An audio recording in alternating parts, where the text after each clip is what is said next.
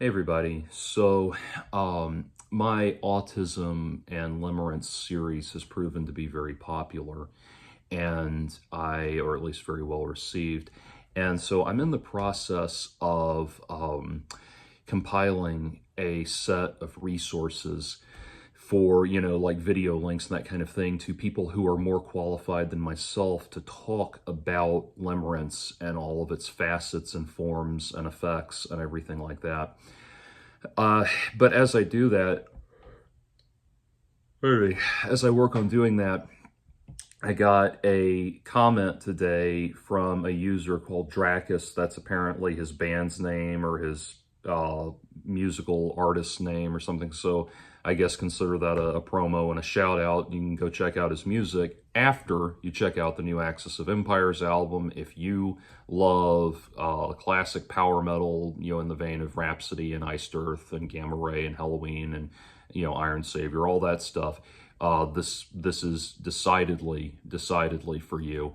So go check that out. The new album is Heretics and Orthodoxy. It's my band, obviously, if you don't know. We spent a lot of time working on it. We're very pleased with the results. So go check that out. And anyway, come back to me after that because nothing is more important than you checking out that album. Anyway, so I got this message from this user, and I'm going to read this, and I want you to understand this is from a person that is currently experiencing limerence. And it's very important to listen to the mindset of this person. Now, Dracus, I guess I'll just call you that.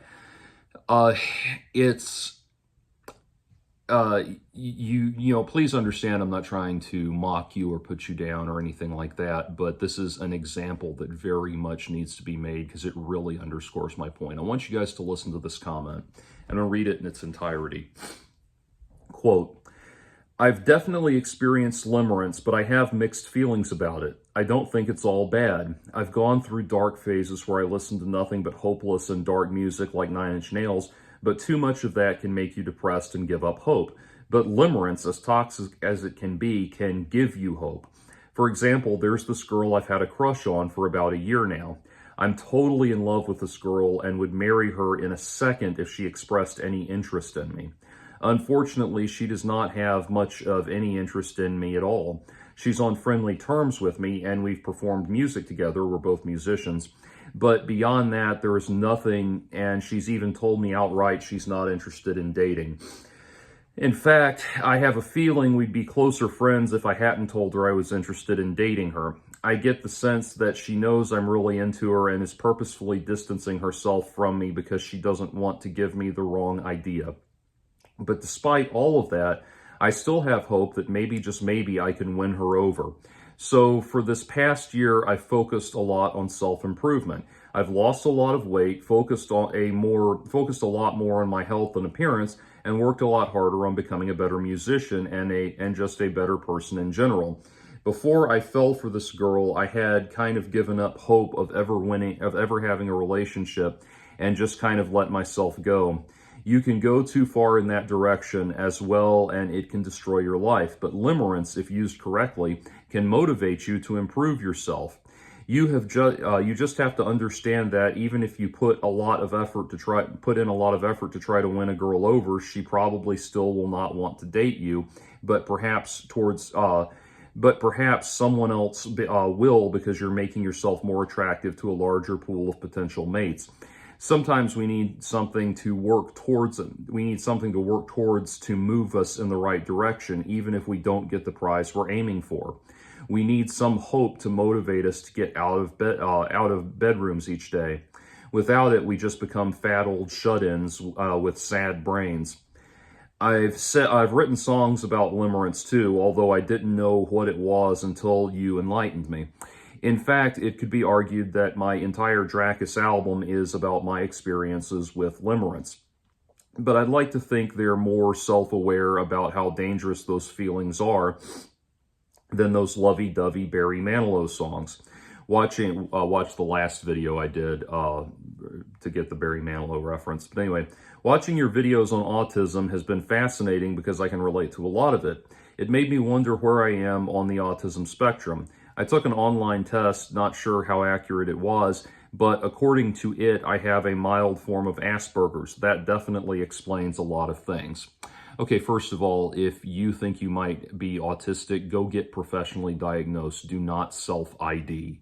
The whole self-ID thing has just absolutely got to stop. I know you're not saying it that way, but that's just a general statement. Anyway, okay. Now here's the thing, man. I've been in the music industry my entire adult life, and so I have known a lot of junkies and a lot of addicts. And what you have said here, and I'm not trying to put you down, but I'm going to be direct and blunt with you because you need to hear it this way. What you're saying there sounds like every junkie I've ever known that's making excuses about his habit when he's confronted. Go back and change, read what you said out loud, change the word limerence to crystal meth. That's exactly the mindset that you're in.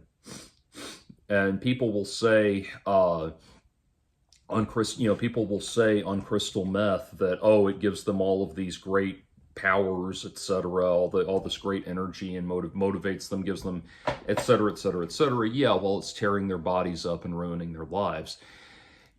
The high that you're feeling off of limerence is not a healthy way to motivate yourself to do anything. A while ago, a young man messaged me asking for guitar advice, practicing advice on guitar.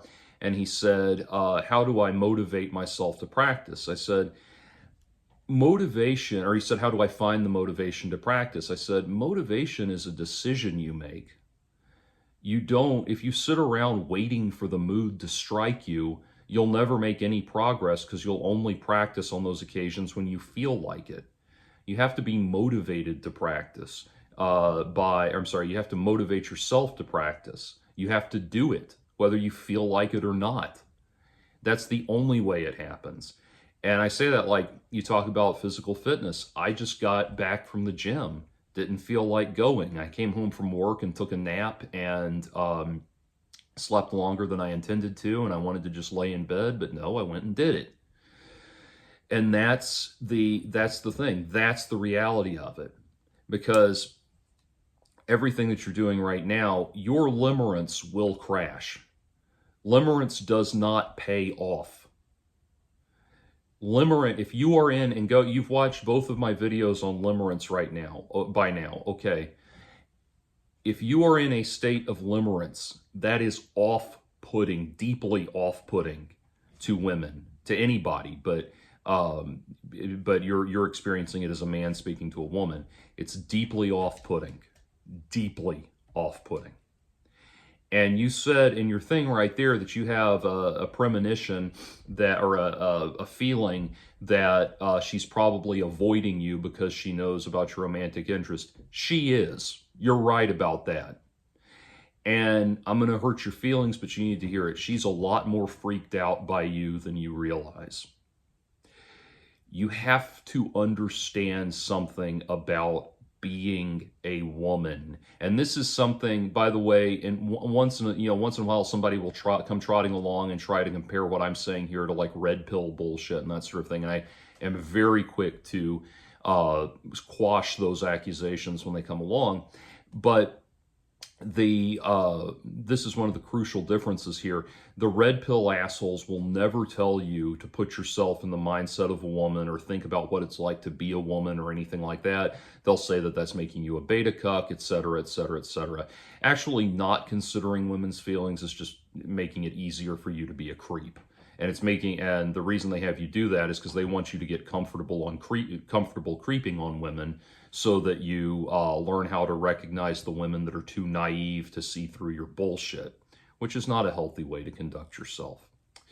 But anyway, coming back to my point though, think about if women, try to put yourself, go watch some of the, here's the thing, so many of autistic men who get caught up in these limerent mindsets and everything, and men in general who get caught up in limerence, so many of them are, so many of them are, as I've said, fascinated with the ways that romances play out in movies. They think that that's the way romances or what romances are like. And the metaphor I use, and I've said it before, I'll reiterate it briefly.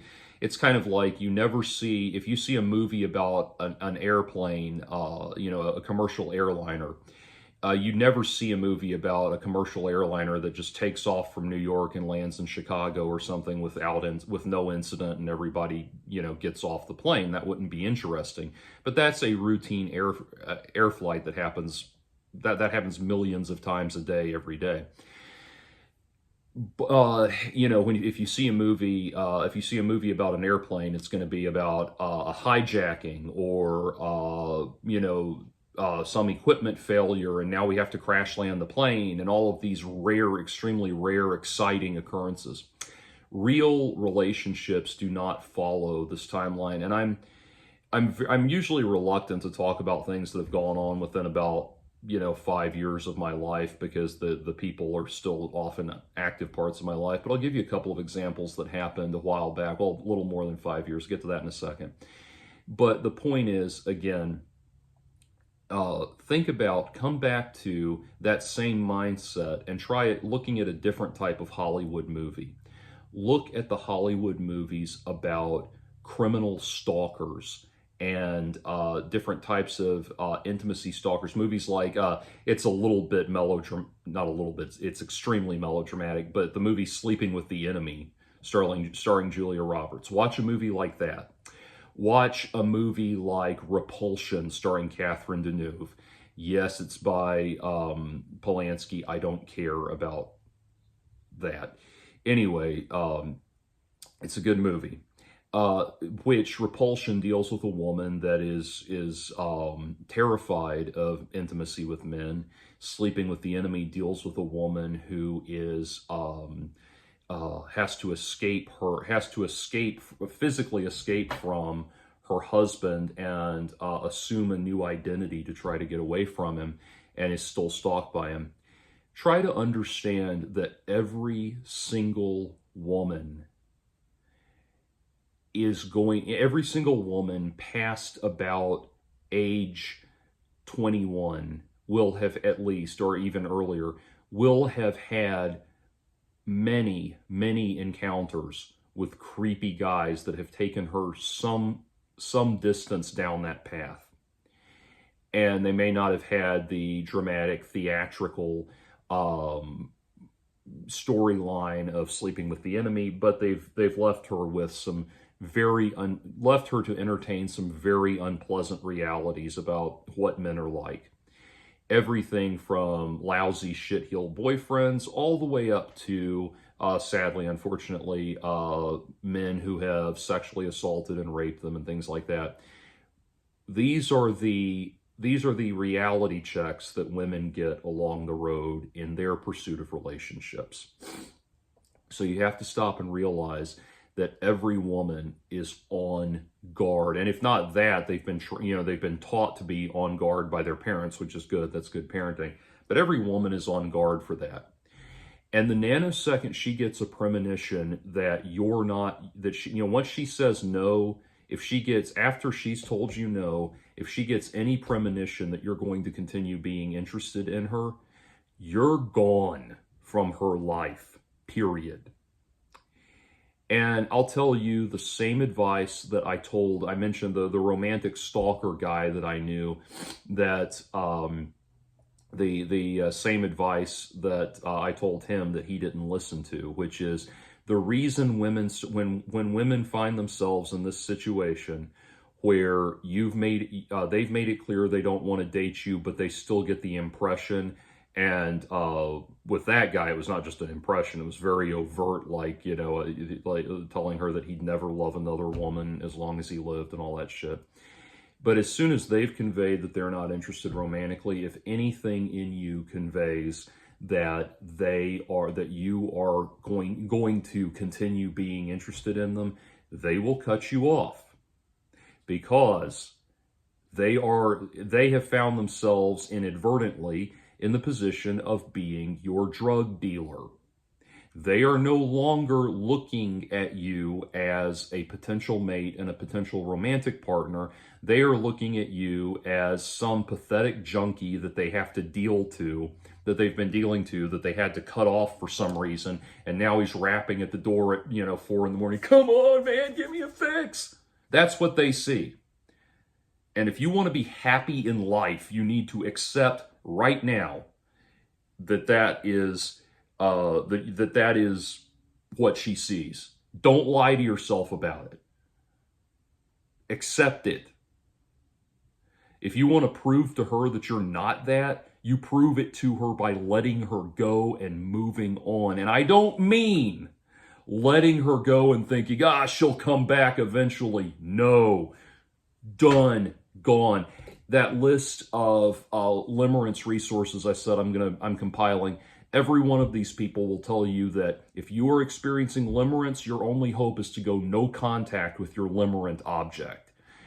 God save you if your limerent object is somebody at your work, or somebody that for whatever reason you can't fly an avoidance pattern from and everything.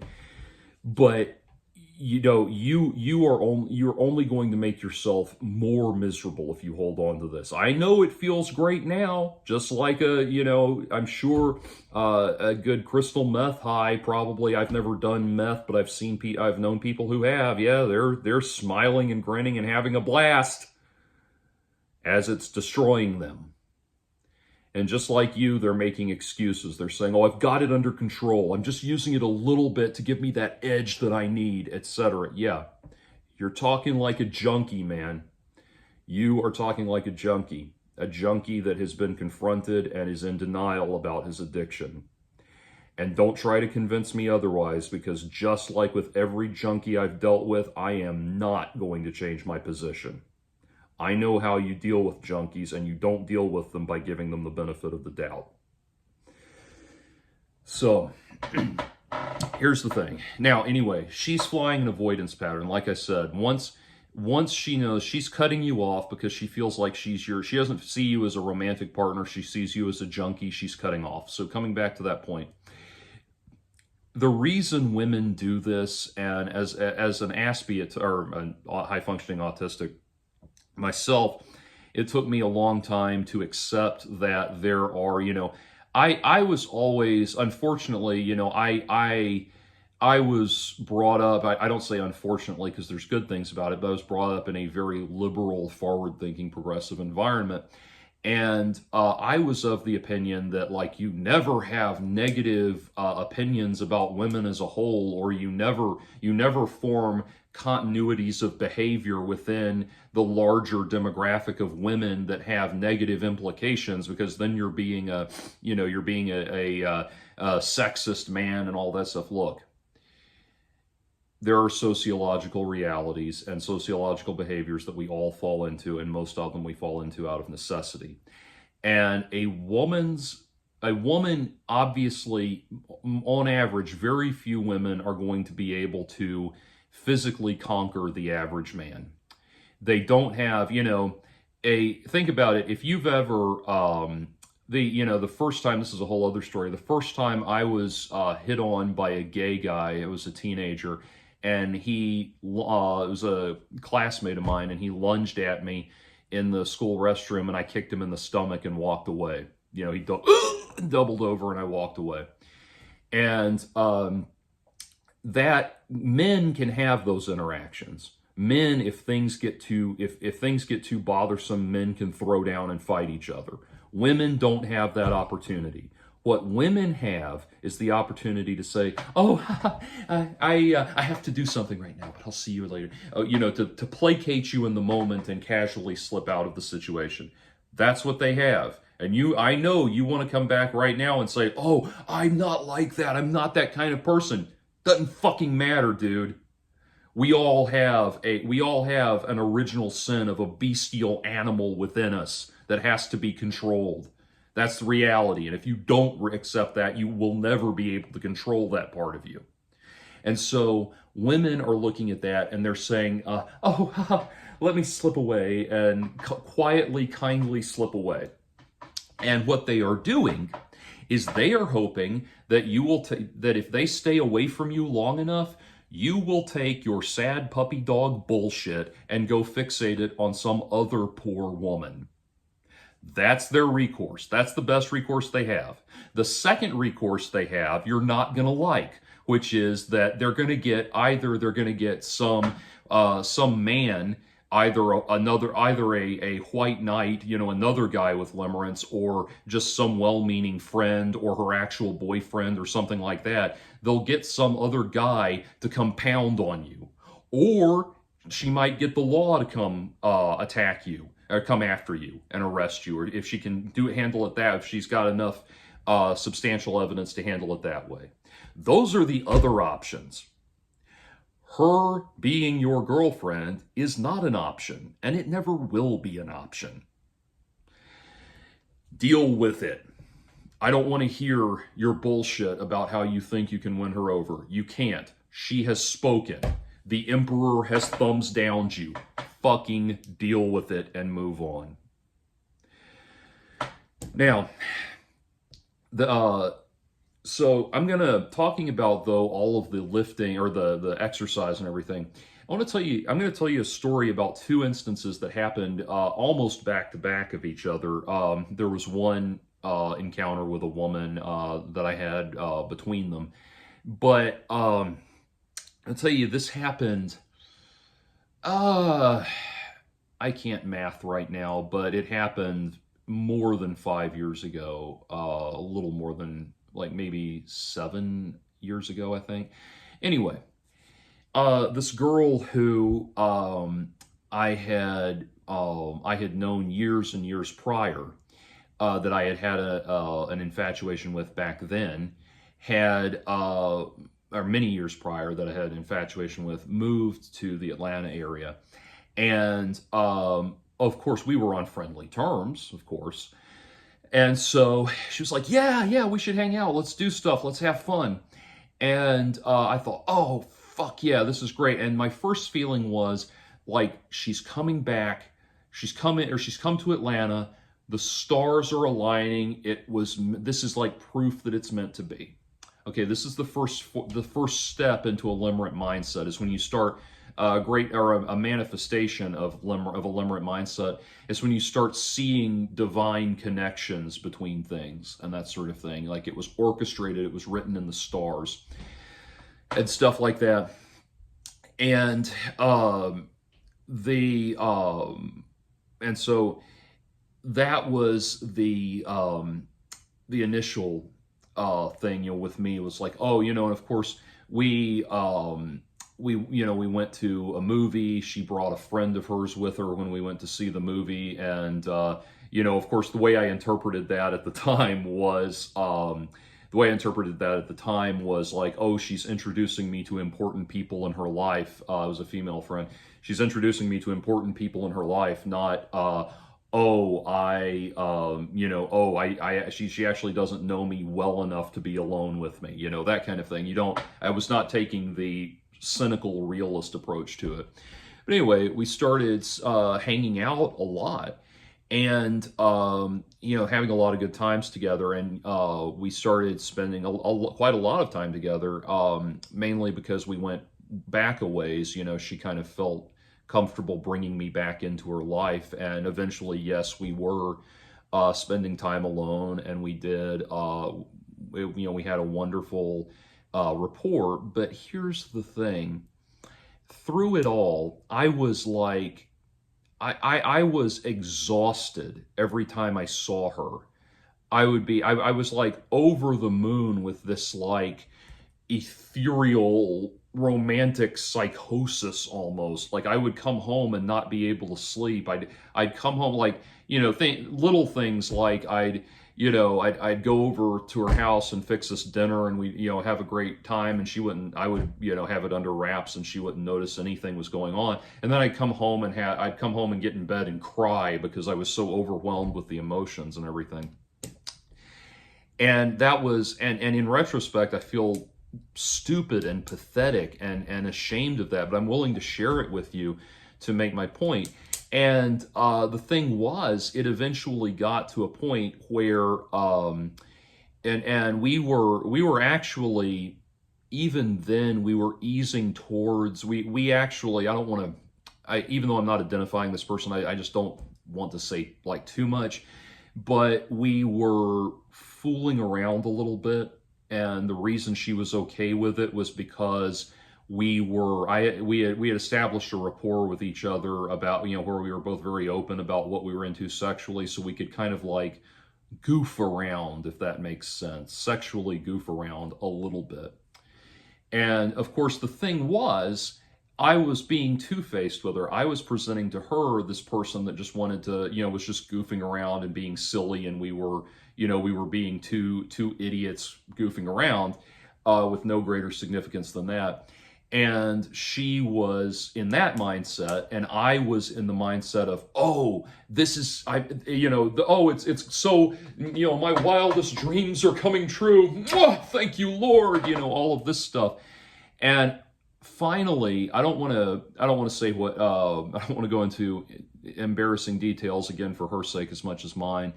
But things, things kind of came to a head as far as it started to become obvious to her that I was more interested in her than she was in me, and she started flying the proverbial avoidance pattern. I was able to get back in touch with, I didn't hear from her for like a month, and I was able to get back in touch with her because there was some serious emergency issues going on in my family at the time. And I messaged her and was like, hey, I'm really missing you. And, my family, who she knew members of my family, I was like, such and such person is dealing with this, and I wish you were in my life to deal with this right now. And, she got back to me, immediately got back to me and said, hey, I am so sorry to hear that. Person who's having this emergency is a wonderful person, and they will be in my prayers and all that. And she was just very honest with me, like, look, I can't, you obviously want more than I do, et cetera, et cetera. I sent her a long, stupidly long message, which for me is, very easy to write, but I sent her a stupidly long message, and she was like, well, that's beautifully written, but I'm just not interested. And so it was funny because, like, I was crushed, but at the same time, I was so glad it was over. I was so glad to have all of these awful feelings that I was holding in the back of my mind. And again, I didn't display a lot of this to her or anything, but I was so glad to have all of these feelings out of my mind and, be done with this. Like, I can move on. Okay, that was an unhealthy limerent attachment. I'm going to give you now an example. Subsequent to that, there was another woman that I met, that I started dating, and we had a brief but actual relationship. At the time, I was driving Uber to supplement my income. And one night I was picking some people up down in Buckhead in Atlanta, which, if you don't know Atlanta, Buckhead is like our Dubai. It's like our ritzy, rich party district, basically. They keep saying they want to make Buckhead its own city, which I'm like, ha! Yeah, you have no civil infrastructure of your own. You're reliant on downtown Atlanta for everything. But anyway, so I was down in Buckhead, and I pull up at the curb where I'm supposed to meet this couple that I'm going to pick up and give the ride to. And this really cute girl comes up to my car. I had both my windows rolled down. She comes up to my car, and I say girl, she was 30, but I say that euphemistically. But anyway, cutie comes up to my car, cute little goth chick, had big boobs. I'm a boobs man. And she's very panicked, very worried. She says, do you have a phone charger? my phone's dead and I'm stuck here. And I said, let me check what kind of phone do you have? And she had like a Droid or something, and I had iPhone, so it didn't work. But she was really worried, and the couple that were coming to that was coming to pick up, she was panicked. She was like, "Do you have a Droid charger? I'm stranded down here." And they said, "We're sorry, no, we don't." And I just gave her like "It'll be okay, don't worry," and or something like that. And then we drove off, and the couple only lived like a few blocks away. So as we're driving, we were talking about that, and the couple was concerned about her, and so was I. So I said, "Well, I'm going to go back and I'm going to go back and check on her when I drop you guys off." So I dropped them off, and I turned off the driver app for Uber and went back to where she was, and parked and got out and came out, and she was so she had her she had like a rolling makeup case thing with her, and she was a cosmetologist, or is that the right word? I don't know. She was doing somebody's hair and makeup for a photo shoot. She was that person, but she had like a rolling makeup kit with her. And so I talked to her for a minute. We sat on the curb and talked to her, and I calmed her down. And I had thought that she was from out of town or something, like she was from another city or something, or maybe another country. I don't know. She seemed like she was totally out of her depth. But we talked, and I realized that she lived in the area, and I lived in Marietta at the time, and she lived not too far from me. And so I said, "Well, I'm an Uber driver. You want me to just take you up there?"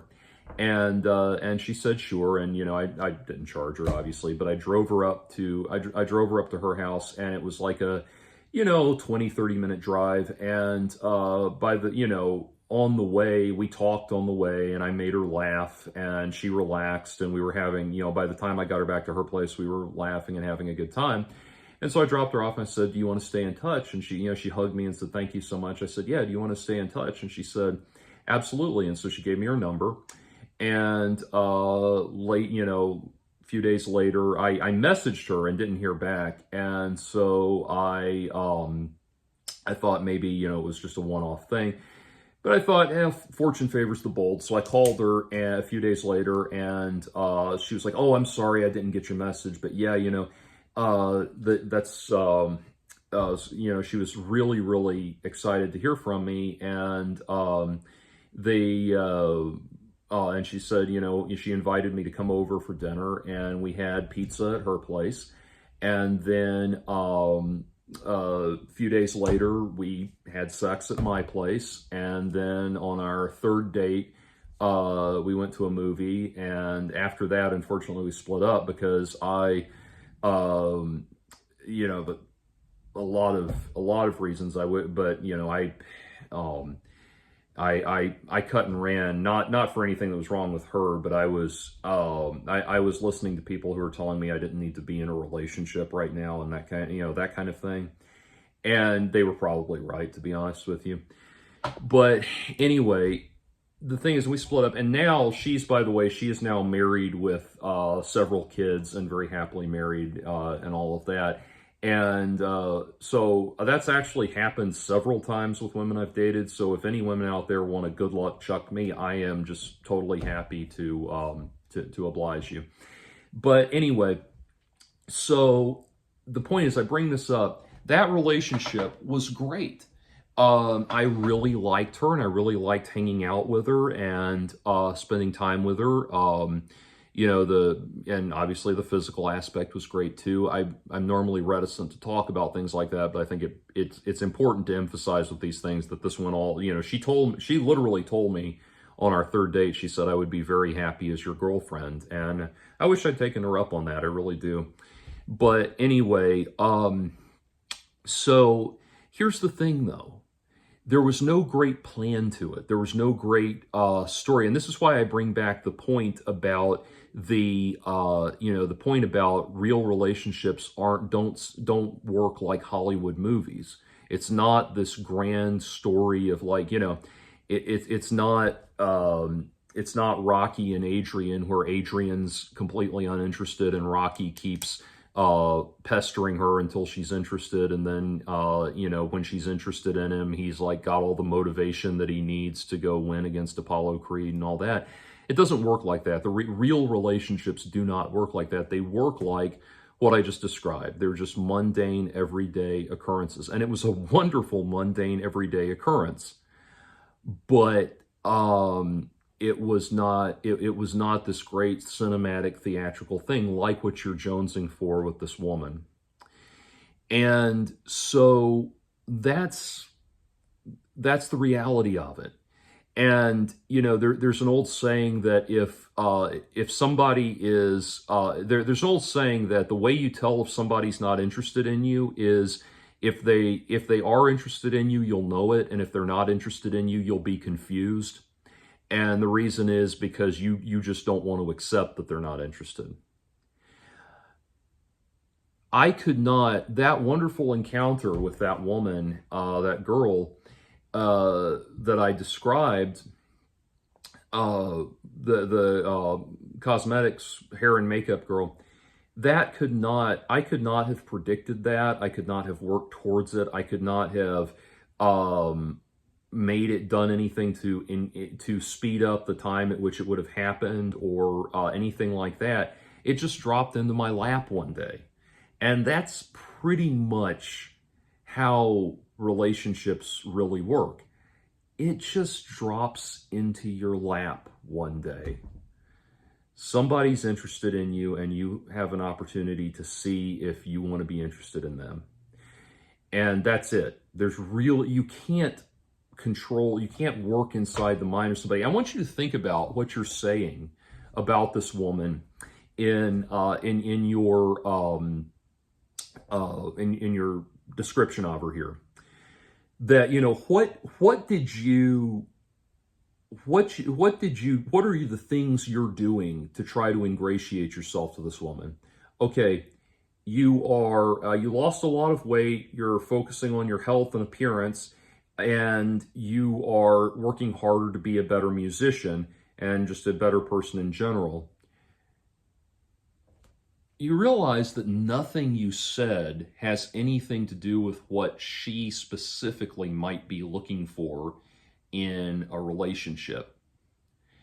Nothing she said has anything to do with, or nothing you said there. Everything you said there is just surface level stuff to make you appear more interesting and likable. But it does not really have anything to do with you being the person she needs in a relationship.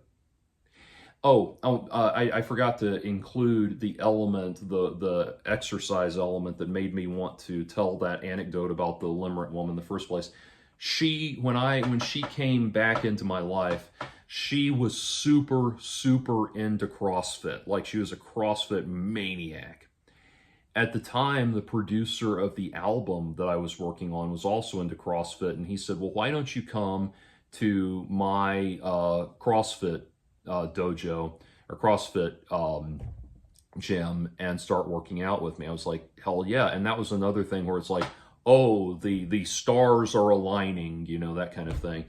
And where she and I are going to work out together. And I was so excited about it, because I was watching all of the CrossFit documentaries and whacking off to the smoking hot muscle bound European women who, it's like you watch those things and it seems like every woman who does CrossFit has a last name that ends with Dautir. But anyway, I was just so completely enamored with all of that. And then when she was gone from my life, suddenly my motivation to do CrossFit flatlined. I kept forcing myself to do it, but I'm sitting there now instead of feeling like Rocky training to fight Apollo Creed or something like that, I just felt like this stupid schlub on a fucking rowing machine sitting here, doing this. And my motivation was gone because I wasn't doing it for me. Now I had to find new motivation. I had to find a new motivation within myself, a new determination to just fucking do that shit. And and when your doctor starts using the phrase "at your age," it can be a remarkably motivating factor. But anyway, ultimately, the right mindset for self-improvement was articulated perfectly by Frank Herbert in Dune, and it was articulated perfectly by David Lynch in his film adaptation of Dune. It was articulated horribly by Denis Villeneuve in his film adaptation of Dune, because Denis Villeneuve is a French asshole that never should have gotten to direct anything more significant than a perfume commercial. But anyway, the real there's a great statement in Dune when Gurney Halleck, who's the weapons master, comes to Paul Atreides and says, and says that it's time for him to do his weapons training, and Paul says, "I'm not in the mood," and Gurney said, "Moods are a thing for cattle and love play," or in the book he says, "making love to women." And he has a really good point there. You have sex when you're in the mood. But when you have to fight to save your life, you don't get to decide when your enemy's going to attack you. You don't get to decide when you're going to have to fight and defend yourself to save your life. And so because of that, the motivation to be in peak physical condition cannot be born out of an immediate necessity. It has to be a lifelong learned process. That's the mindset you need to be in, and that's the mindset you'll never be in as long as you're holding on to whoever this woman is. Now, to this woman he's talking about, if you should see this video, like I said, have sex with me and you will solve two problems. Because one, he'll hate you so much that he won't want anything to do with you, and you'll meet Mr. Right. That sounds like a great two for one deal right there, if I do say so myself. That was humor and sarcasm for the incredibly politically correct and insufferably humor disabled. But anyway, the point being, the things you're saying in here, I wish, God, okay, it is so tempting to show you people out there the person I'm talking about, the Limerence stalker that I know. I could show him to you, because I'm speaking aloud here. I really should not do that, not for his benefit, but for the benefit of the woman he's stalking. Please don't start looking this person up. You won't be able to find him, but he has obviously, like we all do, a social media presence, and he posts about this woman. And I'm not going to say where, but you could see in just the things that he says about her, the just endlessly pathetic, awful, loser bullshit things he says about this woman. This woman that he's been stalking for over 20 years, that has had multiple restraining orders against him, that has put him in jail, that he has not seen in person in almost a decade. On and on it goes, but he's just holding on because she's going to come back, and he knows she's going to come back. And if you saw that guy, you would be so scared straight that you would never think about this woman again. And I'm not going to lie, seeing how pathetic he is, and I feel bad saying that because, but at the same time, like, it's really true. It needs to be called out for what it is. It's not sweet. It's not adorable. It's pathetic. And he says things just like what you said there, though. I'm getting myself ready for her. I'm improving myself so she'll be, I'll be the best man I can be for her when she comes back into my life and all that shit. He's completely inundated with that shit, man. And he's going to die alone. And the only thing that really stops me from like sharing that, I mean, obviously, the only thing that really gives me pause is that he says things that could be used to identify the woman that he's stalking. But other than that, God, it's just the most pathetic thing you've ever seen. If you saw him, you would not. This is a person now, he's obviously got troubles. I don't know what his mental health issues are, but he's got troubles well outside the bounds of just limerence, obviously. But if you saw this person, you would think, I am going to direct all my energy. If you want motivation, if you wanted motivation, you would say, I'm going to direct 100% of my energy towards not being this individual. So I hope this has gotten through to you. I'm not going to sugarcoat it for you, buddy. No, you need to forget about this woman. If you are correct about one thing. You are correct about one thing, that she is not, she is avoiding you because of your interest in her. That is 100% correct. The reason you have that hunch for a reason. Get it through your head that this is over and done. And if you're, I don't know you or your temperament, but if your knee-jerk reaction is to tell me to go fuck myself and all of this, and how dare you say these things? No, she's wonderful. She's nothing like that. You don't know her. All of that stuff. That again, that's just like I know exactly the responses that a heroin junkie or a crystal meth junkie is going to give me when I approach him about his addiction. You are going to you're going to lash out at me the same way with exactly the same kinds of things over and over again, because your amygdala, your lizard brain, is completely addicted to the chemicals that it's getting pumped with because of this addiction that you have. And your lizard brain, your id, your primal id, is extremely predictable. Everybody's is. It's our commonality, the core commonality we have as human beings. And so your reaction there will be exactly that. You lash out. You're going to make every excuse in the world. You don't know her. She's nothing like what you described. I know her better than you do, etc., etc. You will never say a single thing I haven't already heard, and you will never change my mind.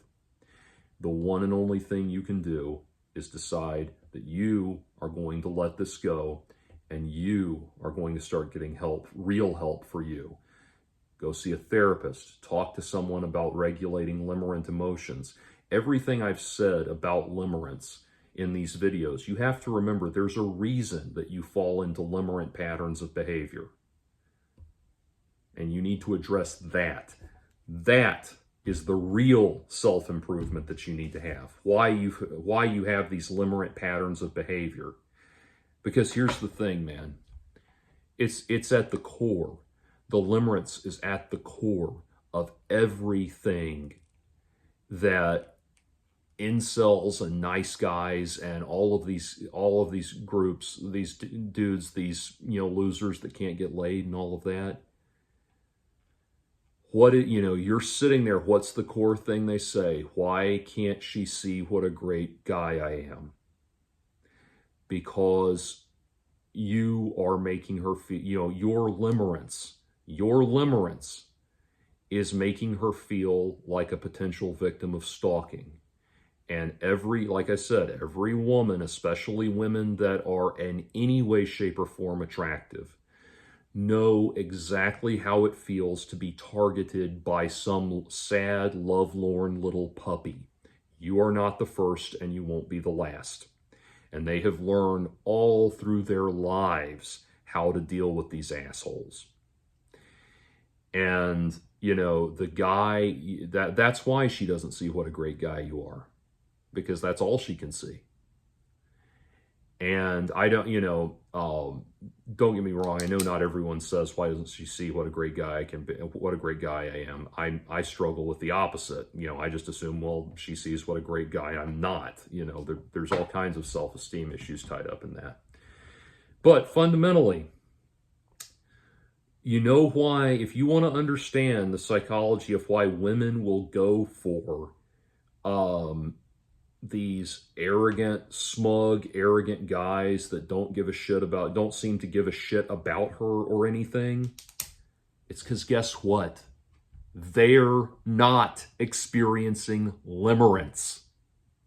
That's one of the benefits. Well, I'm not going to call it a benefit, but because there's really no benefits to being a sociopath. But that's one of the things that sociopaths can use to their advantage. They use to their advantage the fact that they don't have such incredible emotional attachments to people that they start experiencing limerence. That's very appealing to women. It's very appealing to know that you won't turn into a sad, lovelorn little puppy that follows her around everywhere. So stop and think for a minute. Maybe that can get through to you. If a fucking psychopath has this woman you're interested in, the most scumbag, amoral psychopath you know, has a better chance with her than you do, because he's not going to feel limerence.